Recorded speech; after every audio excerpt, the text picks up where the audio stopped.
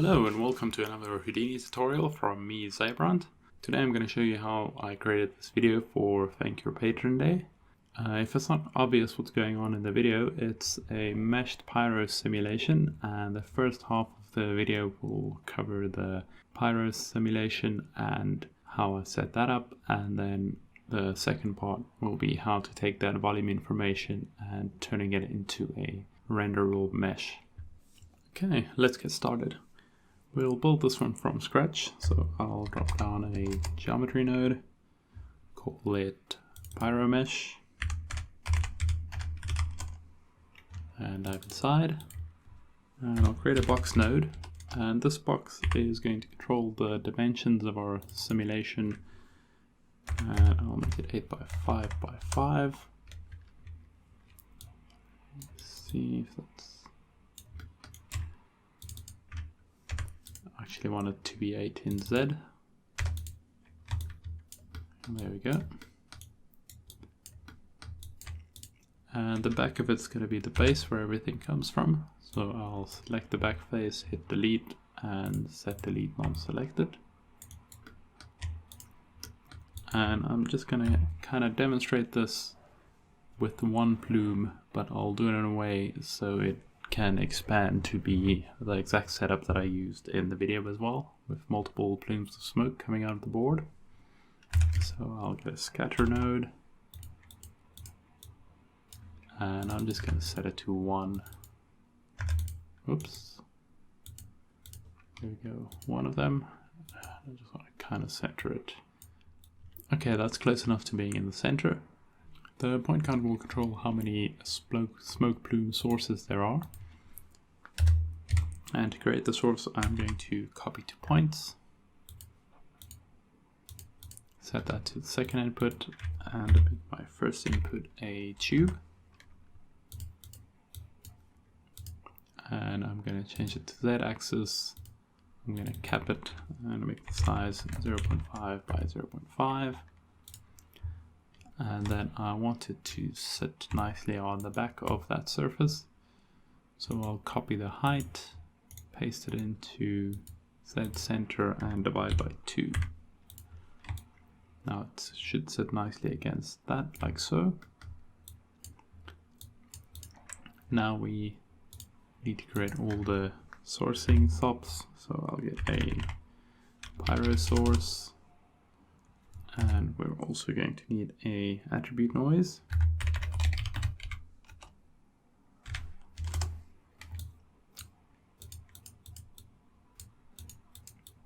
And a point velocity.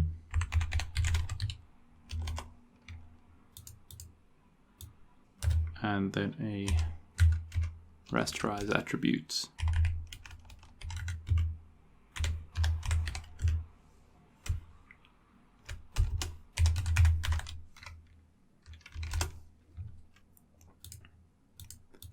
And that'll be the source. So I'll create a null and call that source. And let's work our way down, set up the values on that. I want to source smoke, and that's going to be density and temperature. I'll increase the temperature a bit to 1.6, and maybe the temperature to about 1.2. Particle separation will be set from the pyrosin, so I'll look that up once we create the DOP. Then for the noise, it needs to be a 1D noise, and the noise is going to be applied to density and temperature. And it's going to be animated, and the simplex noise is fine for now. Oh, and everything on the source needs to be a volume source or scatter volume. That's looking a lot better. And now you can visualize the noise as well. And I'm just going to go for a very smooth noise, so I'm going to turn off the fractal. Set the pulse length to something like 4, so it changes fairly slowly. And then on the point velocity, I'm going to add velocity and give it a force along Z. I'll make it about 5. and I don't want to be calculating any incoming velocity, so I'll just say keep incoming.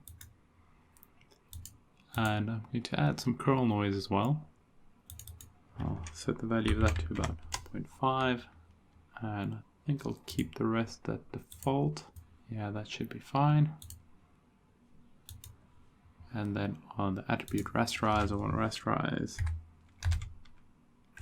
density and temperature.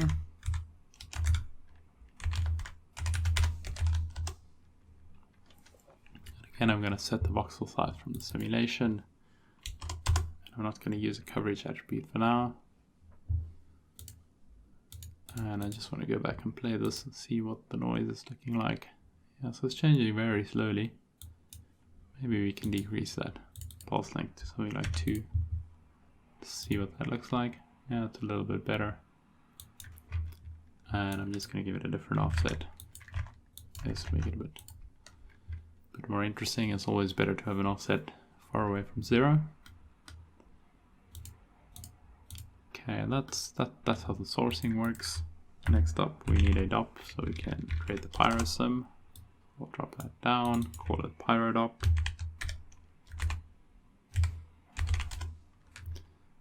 And dive inside. There we'll need a smoke object.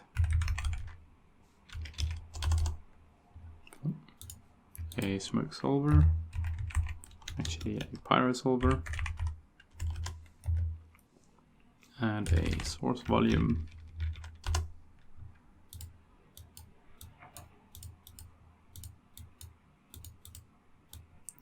Smoke goes into object and source volume goes into the last input, and we can call it source smoke.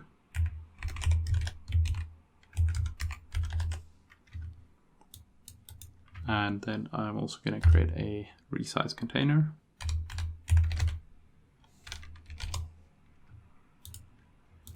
Stick that into the pre-solve. And I'm just going to set the smoke so that it's also a creation frame. So the resize doesn't wrongly resize it. And this should be source smoke, so that's correct. And it's from subs, so let's point that to our source null. And let's just add the fields. So the first one is density. And the top name for it is also density. Next we want temperature. And the top is also temperature. And then for velocity, our sub volume is called V because it was just based off the V attribute. And actually I think I forgot to set that. Let me see, yes I did. Okay, so that should be V. So then in the dot network, we want this to be set to val. And I haven't set up my dimensions yet, so I'll copy the size of the box, go to the top simulation, and then just go to properties and paste that into size. Paste relative references. So that's going to be the size of our simulation box. And it's very coarse at the moment, and I'll set the resolution down to 0.005, or sorry, 0.05. Copy that resolution, and I'm just going to go through and paste relative references in the Pyro source, and paste relative references in the rasterize as well.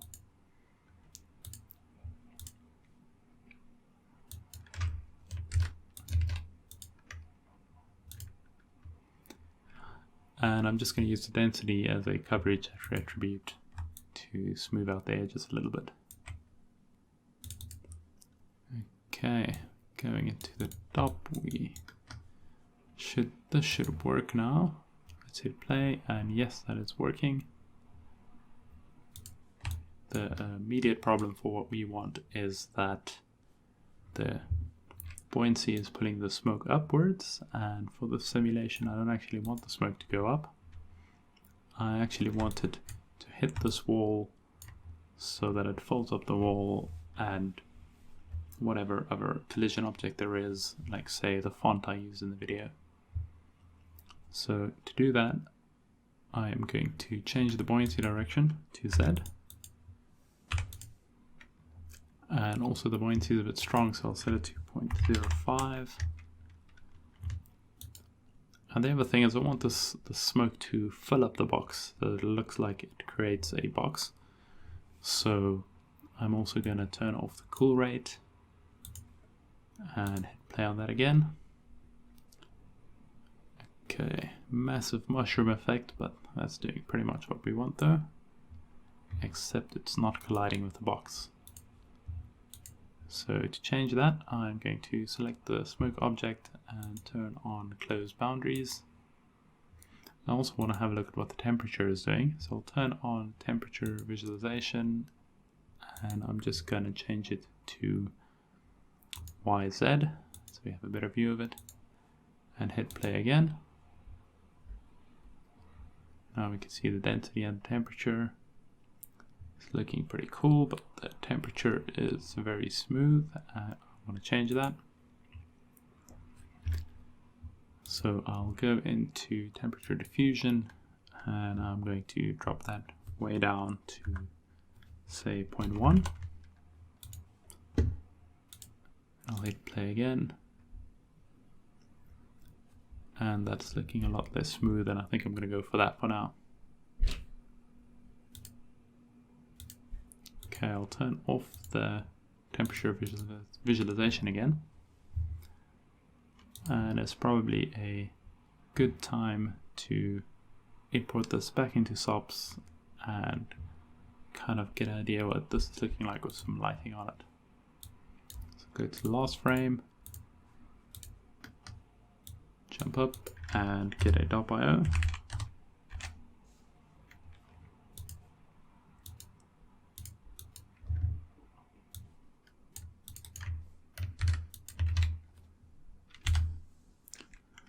Point that to the solver and then point to the smoke object and change the preset to Pyro. And then you can just remove all the fields we don't need. I'm not going to be using arrest, I'm not going to use color, fuel or heat.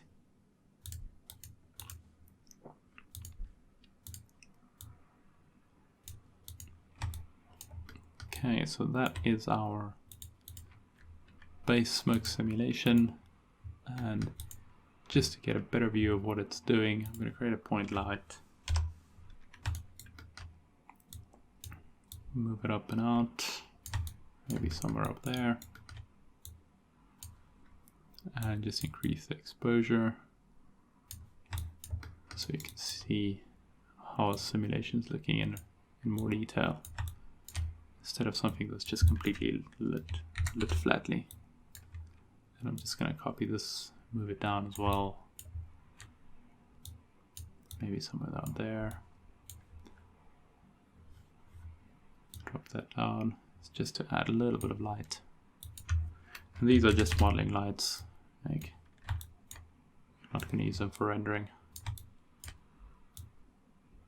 Yes, maybe something like that.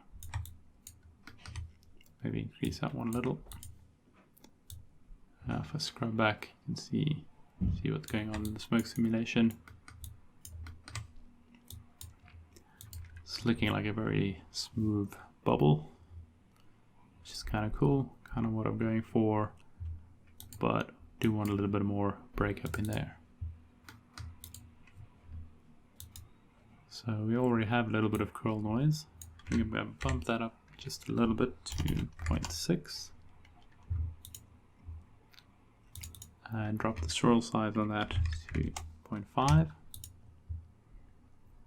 Then in the simulation, turn off combustion because that's not supposed to be on. I forgot about that.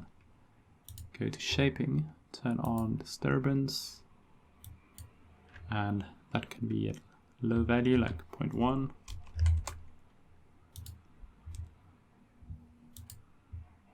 And then I want to disturb the velocity, but I want to use a control field, and the control field is going to be temperature. I'll set that to 1.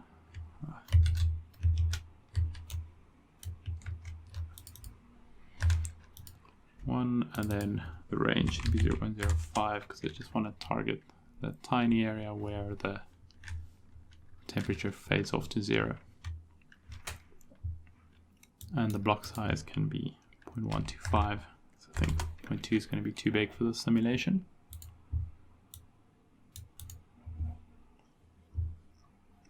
Okay, and most of these numbers are kind of magic numbers because I more or less knew what they were in the previous simulation. I also want to add some turbulence, and this is what's going to be adding the nice swirly motion. It's not always very realistic, especially in this case, but this is not meant to be a very realistic simulation. And for the values on this one, I'll set the turbulence to 3, and I'll set the control scale to 1 for the density. And I also want to turn on vortex confinement. And what the vortex confinement does, or confinement, it boosts your vorticity. So in areas where the smoke's already rotating, it's going to rotate it even more. And I'm just going to control that by density. Turn on the control ramp and just make it 0.75. Okay, now let's hit play on that, see what that looks like. Okay, I've jumped up to object level so that it displays better. And I'll hit play, and you can see it's kind of breaking up into smaller and smaller billows of smoke, which is the kind of look that I'm getting in the video as well. So that's the base setup for getting the smoke to create those shapes and then pushing it towards the other side of the box. The next thing to add is to fill up the back wall, and the way I do that is by creating a second emitter from the space. So if you move this over, you can just extrude that with a poly extrude.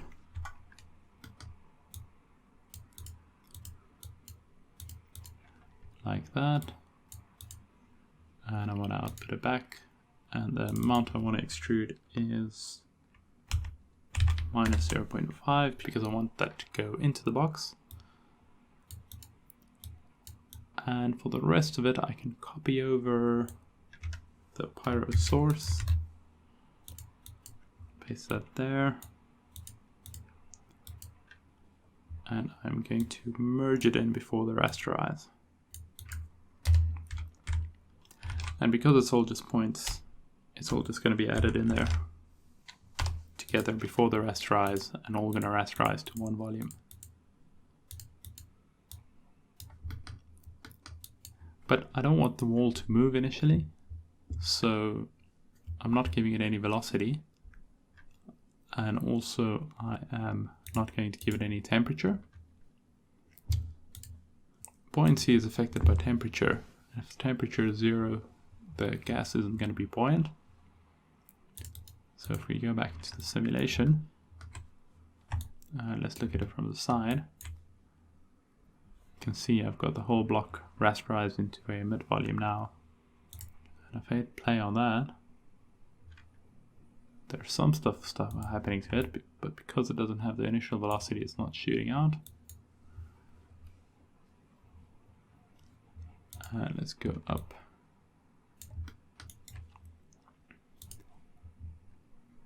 So you can see it is being affected by turbulence we've got in the scene, but it takes a while before it starts going forward. But a point that has velocity shoots out really quickly.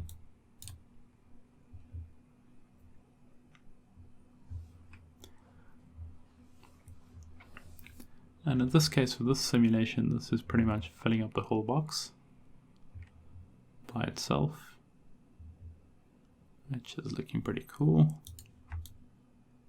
Let's see, that's all working really nicely. So you can probably measure this as is, but just for completeness, I'll show you what I did for the other video, because that was a bigger rectangular box and I had less movement because I think my settings were slightly different. In my base, I didn't have enough volume to fill the rest of the fluid, and also I wanted the camera to never see the edges, and if I only had plumes in the center, you would see the corners of the box as you move outwards.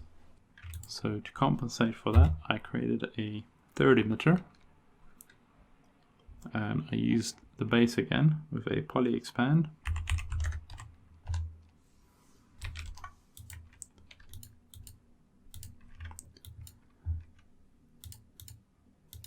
Let's see how I put the inside. That should be surface.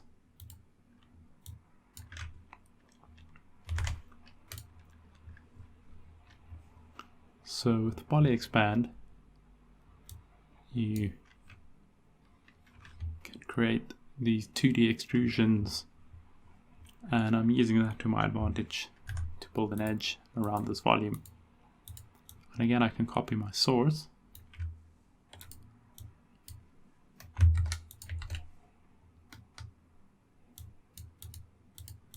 For the third emitter. And this time I want to add some temperature. I'll add a little bit less temperature. Maybe even add a little bit less turbulence to this one.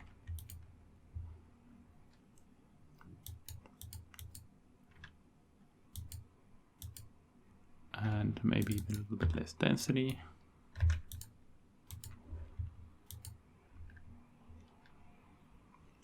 And merge that together as well.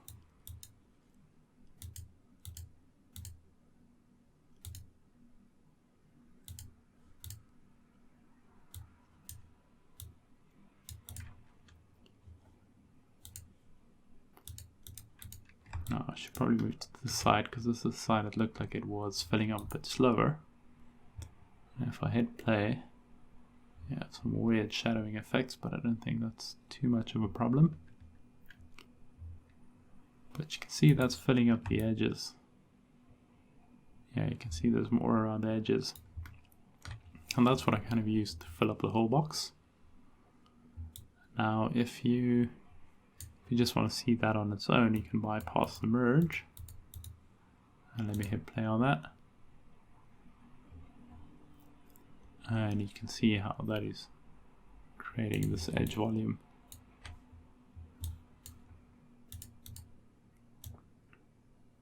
Okay, and the last thing to add to the simulation is some text.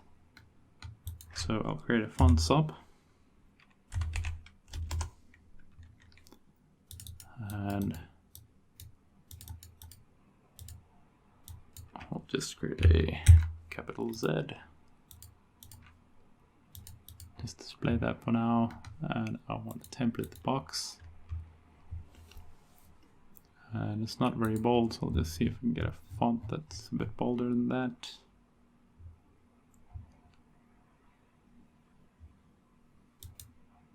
Yeah, it's a little bit better, but not by much. I'll go for that, but I'll scale it up a bit. Maybe 2.5. And extrude that.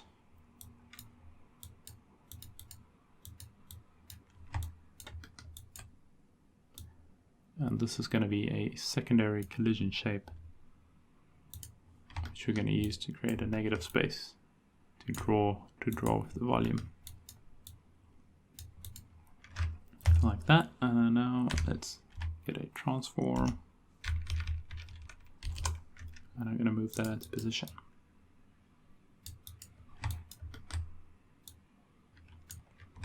I'm just going to side view so you can see that. Place it around there. And it looks like it's centered. I guess it should be centered based on the box.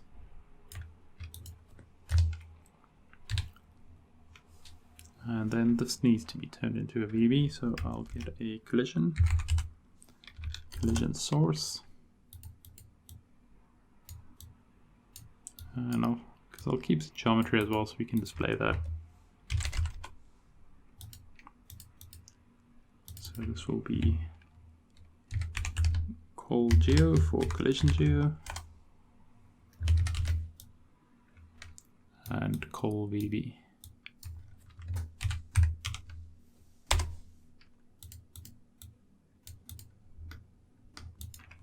Okay, next up in the simulation, to add that as a collision, get a static object and a merge.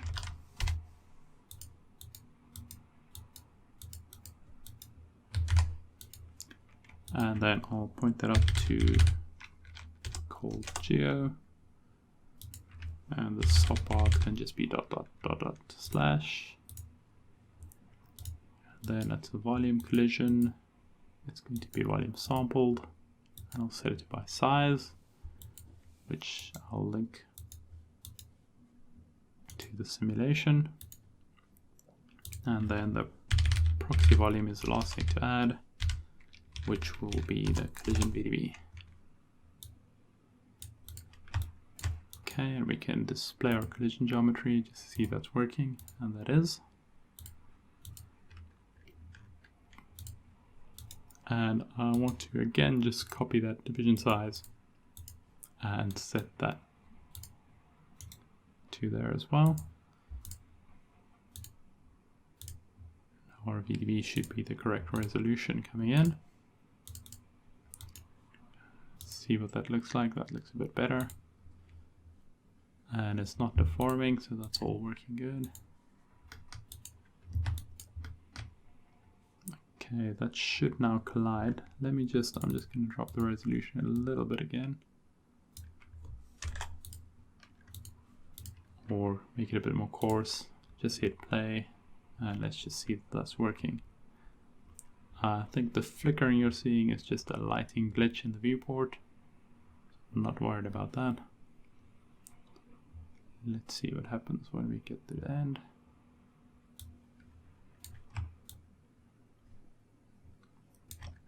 Okay, and our simulation didn't actually make it to the end. So I'm going to add a bit more velocity to our initial burst.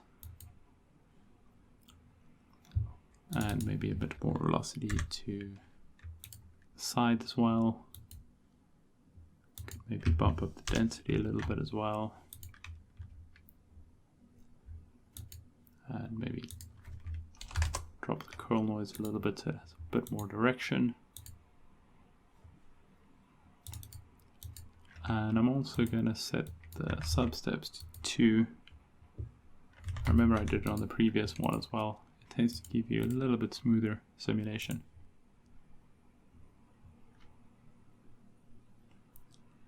To play, and hopefully we get all the way to the wall this time. Just so we can see that collision is working. Okay, we just about made it. You can see that's the Z over there, sitting in there. Not completely filling the box. I think I'm going to cheat this one and just make the box 1 unit less. And I'm going to do that off camera, just caching out the simulation, and I'll be back in a moment. Okay, I'm back and we've got the volume cached out. This is what it looks like.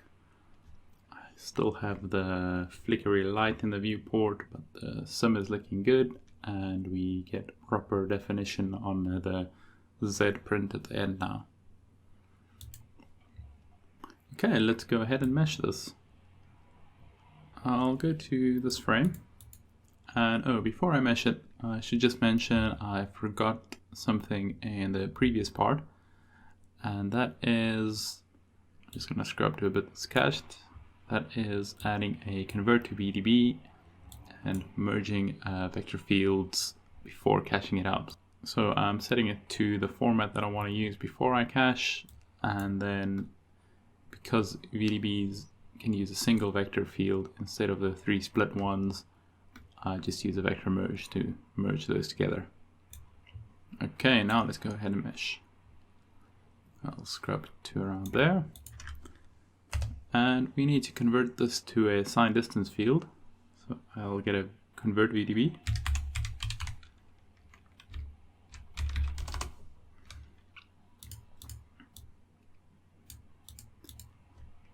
and then set that to VDB and change the class from fog to SDF.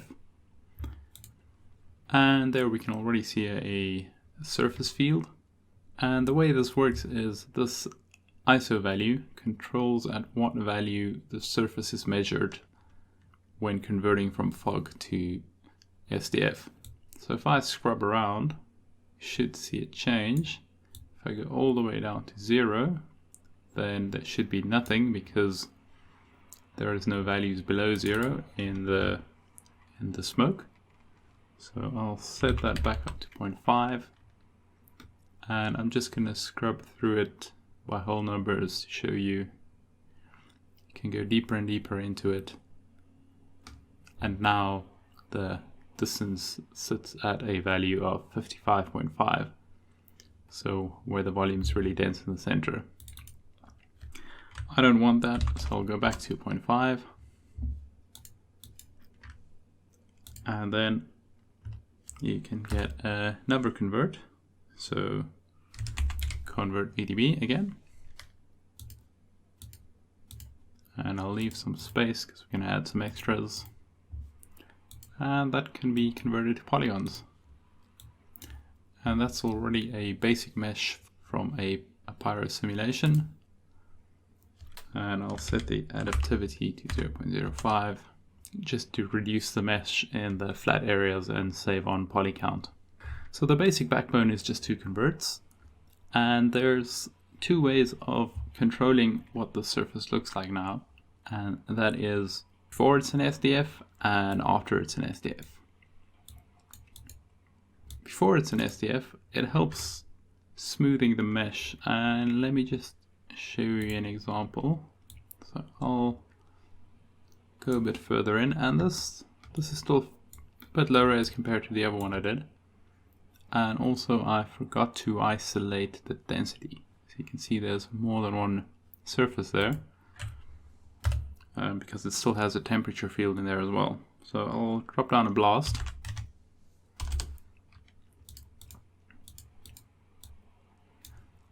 And select the density field and delete non-selected.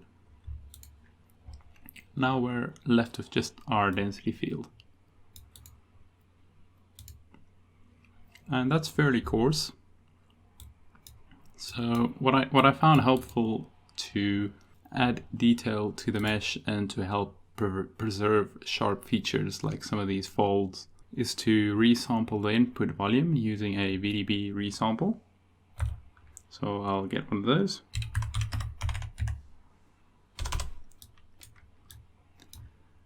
And in the VDB resample, I'm just gonna set it to voxel scale only. And I'll drop the voxel scale to 0.5 so that there are a lot more voxels in there.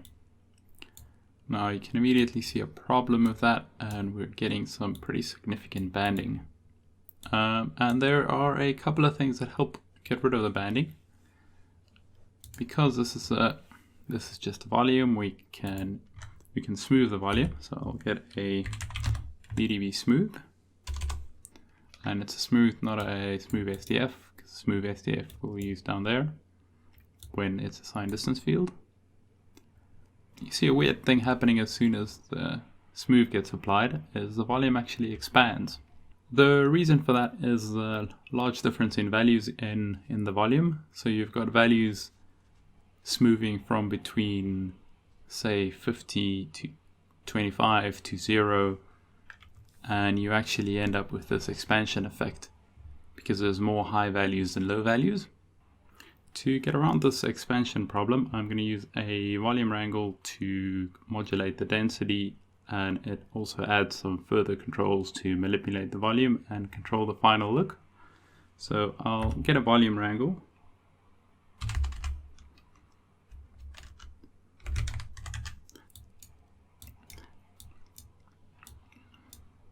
And of course you can also use a VOP for this.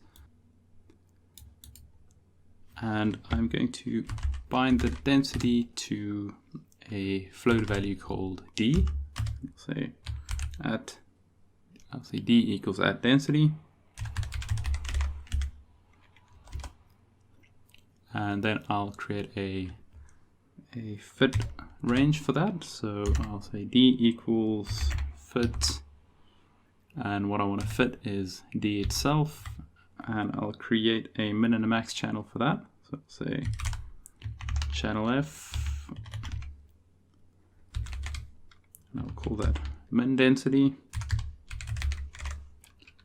or I guess it should really be min input density, but I'll just stick to min density for now.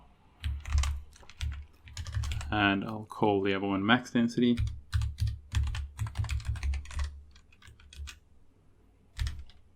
And then from there, I'll output a 0 to 1 value. And I'll create those channels. And I'll make that 0 to 1 for now. And I'll also add a channel ramp as well. So I'll again say D equals channel ramp. And this is just to add some extra control. And I'll call this density profile.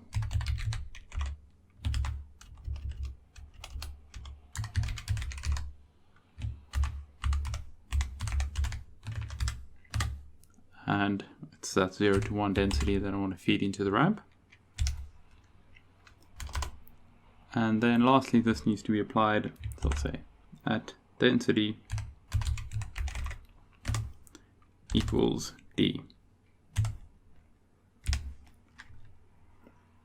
Okay, and that should apply D back to density, and I need to create that ramp.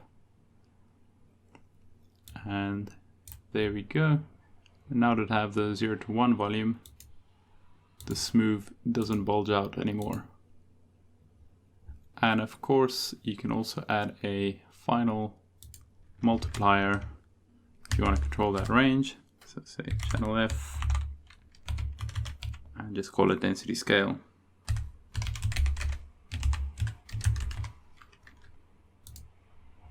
So if you multiply it by 2, now density is between 0 and 2.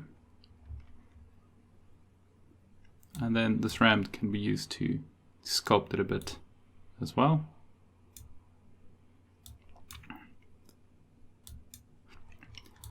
For now, I'm just going to change this to Catmull ROM, just to have a smoother curve fall off. And I'll leave the densities to 0 and 1, so I know it's in a normalized range, and the smooth node behaves a little bit better. I'll drop the smooth iterations because I don't want to be too aggressive on it, because that takes away from the detail again. And in my previous setup, I just added a single smooth in front of the resample and another one after. And I just went for a mean smooth, but you can play with median and Gaussian as well. Now that we have a much smoother volume, can also play with the SDF a bit. And this part you can really treat like you would any sort of a flip mesh. So I'm just jumping through, seeing how other parts of it is looking. And it's already looking pretty smooth, but you might need more smooth steps when you get to higher resolutions. And just to kind of match the previous setup, I added 2 smooths to the SDF as well. Just a mean smooth and a Laplace smooth as well. Like so. Now if we convert that back to geometry, that's looking pretty good. We don't have a lot of detail in there. There's a lot of room for up-res. Now our next thing is to get a little bit more definition on the Z. We can grab the Z coming in from up top, because we are working with VDB now. And I'll do it before the smooth. And what I'm going to do is combine that with a VDB combine and use it to subtract a little bit from that field. So let me just check the resolution on that. So that's 0.05, so I think it also needs to be scaled down. We get the resample, stick it in the other side. Now with the combine, I probably need to dilate before I do that. Let's see what happens. With the combine, I want to do an SDF difference. And you can see a little bit of a change. But let me dilate that as well and it should be more clear. So we'll get a VDB reshape. And I'll drop that in there as well. Maybe dilate by 2. Okay, and that just helps define any sort of sharp details in there. So if I jump back to, that's what it's looking like before, and we can see what it looks like meshed as well. So that's the mesh without, and that's the mesh with, and it's a lot sharper lettering there. Okay, so that's now working. And then once it's a mesh, we also want to get some velocity on this if we're planning on rendering with motion blur. And to get the velocity, we can get that back from the velocity field with an attribute from volume. So I'll get the attribute from volume. The geometry goes into the first input, and then in the second input are cached volumes. And then the attribute I want to write to is velocity, and the field I want to write from is vel. Now if we display trails, we should see some velocity on there as well, and you can see the swirls in there. You can jump to other frames to see it a bit better as well.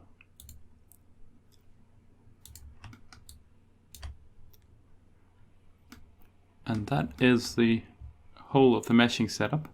It makes a big difference as you up-res this. And I'll show you what the high res looks like as well in a moment. Let me just do a capture so you can see what this mesh looks like. Okay, this is what a playback of the mesh looks like. It's looking pretty good. Getting some nice shapes in there, and the letter is forming nicely. And I think with some more resolution, this sim could look really cool as well. It does. There are some steppiness in the beginning in some of the main plumes. I don't know if that is coming from the main volume or if it just needs a bit more smoothing in those areas. But that's the gist of the setup, and let me run you through the high-res one as well. Okay, so this is a scene where I create the Patreon video in, and if you zoom out you can see that's the whole same system. And if we zoom back in on the meshing setup, you can see this is a way more high-res simulation to begin with. If I middle click on that, you can see the density is about 22 million voxels. I have a retime in there because I was retiming it in just to slow it down a little bit.